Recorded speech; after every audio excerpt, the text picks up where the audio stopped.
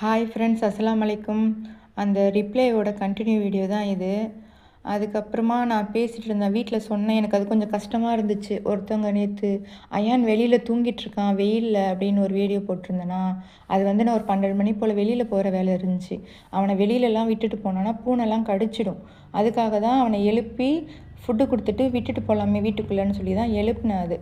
அதுக்கு ஒருத்தவங்க கமெண்ட் பண்ணியிருக்காங்க, வந்து அது தூங்கட்டும் விடுங்க, எதுக்கு அடித்து இந்த மாதிரி டார்ச்சர் பண்ணுறீங்க அப்படின்னு சொன்னாங்க. என்னது, நான் அடித்து டார்ச்சர் பண்ணனா? எனக்கு ஒரு மாதிரியாக கொஞ்சம் கஷ்டமாக இருந்துச்சு. 4 பேர் 4 கருத்து சொல்லுவாங்க தான், அது வந்து நம்ம ரொம்ப இது பண்ணிக்கூடாது, எனக்கு புரியுது.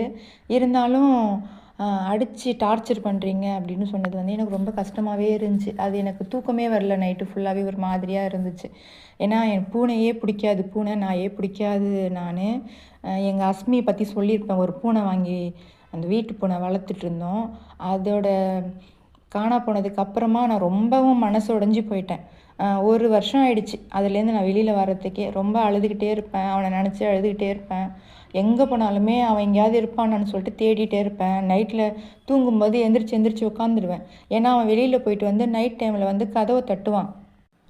நான் தான் கதவை திறந்து விடுறது, திரும்ப வெளியில் போகணுன்னா கத்துவான். நான் தான் அப்படி பண்ணிகிட்டு இருந்தேன்னா, அந்த ஒரு ஏக்கம் எனக்கு ரொம்ப பாதிச்சிடுச்சு. என் பசங்க அழுததை விட நான் ரொம்ப அழ ஆரம்பிச்சிட்டேன். எங்கள் அம்மா, எங்கள் வீட்டுக்காரு, என் பசங்க குடும்பத்தோடு ரொம்ப ஃபீல் பண்ண ஆரம்பிச்சிட்டோம். இது வந்து இந்த பூனை வந்து நாங்கள் பெருமைக்காகலாம் வாங்கி வளர்க்கல, எங்களுக்கு அவ்வளோ வசதியும் கிடையாது. இந்த பூனை வாங்கினா இவ்வளோ செலவாகணும் எனக்கு தெரியாது. நான் வந்து அந்த அஸ்மியோட ஒரு ஏக்கத்திலேயே இந்த பூனை வாங்கினா வீட்டை விட்டு போகாதுன்னு என் பசங்க சொன்னதை நம்பி தான் நான் வாங்கினதுக்கப்புறம் தான் நிறைய செலவு இந்த பூனைங்களுக்கு. பூனை வாங்கும்போதும் செலவு, இன்னி வரைக்குமே நான் பண்ணிட்டு தான் இருக்கேன். நாங்கள் எவ்வளோ கஷ்டத்தில் இருந்தாலும் எங்கள் பசங்களை நாங்கள் எப்படி பார்த்துக்குறோமோ அதே மாதிரி தான் இவங்க 2 பேரையுமே நான் பார்த்துக்கிறேன். அயான் வாங்கினது அவனுங்க ஞாபகத்தில் வாங்கினது, ஆனியாவை வாங்கினது வந்து அயான் தனியாக இருக்கிறான், ஃபீல் பண்ணுறான் அவன் அப்படின்றதுக்காக தான் ஆனியாவும் வாங்கினது. நிறைய பேர் என்னை கேட்டிருக்காங்க, நீயே இவ்வளோ கஷ்டத்தில் இருக்கிற, உனக்கு இதெல்லாம் தேவையா, இதுக்கு இவ்வளோ செலவு பண்ணணும்னு உனக்கெல்லாம் அவசியமா, எதுக்கு இந்த மாதிரி வேலைலாம் பண்ணிகிட்ருக்க அப்படின்னு கேட்டிருக்காங்க. அப்போ எனக்கு கோபம் வரும்.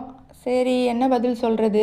நம்ம குழந்தை பெற்றுட்டோம், பெற்ற குழந்தைக்கு செலவு பண்ணுறதுக்கு நம்ம யோசிப்போமா? அந்த மாதிரி தான் நான் இவங்கள வாங்கிட்டேன், வளர்க்க ஆரம்பிச்சிட்டேன். என் பசங்களுக்கு நான் எப்படி சாப்பாடு வாங்கி போடுறேன், என் பசங்களுக்கு எப்படி செலவு பண்ணுறேனோ அதே மாதிரி தான் நான் இவங்களையும் பார்த்துக்கிறேன்.